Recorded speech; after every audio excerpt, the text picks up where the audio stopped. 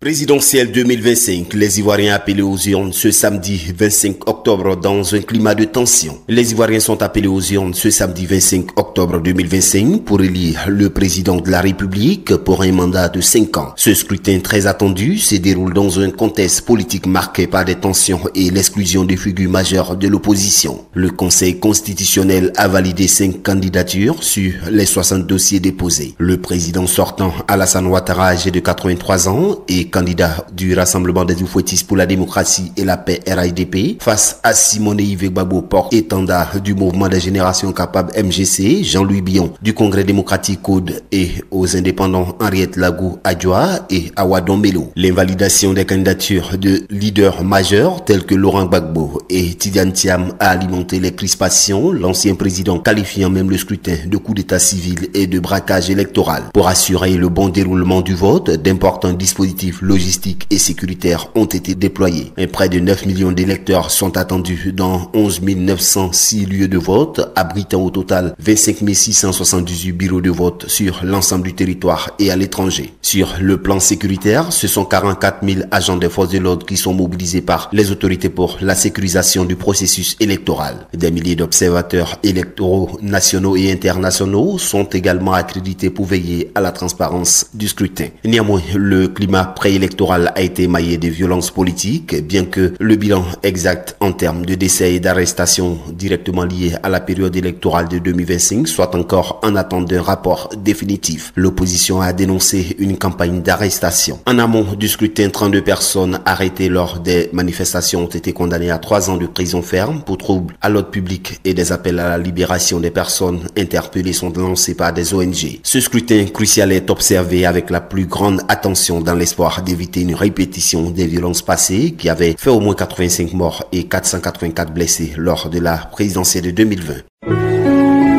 APRA, Agence Presse, Radio et Audio.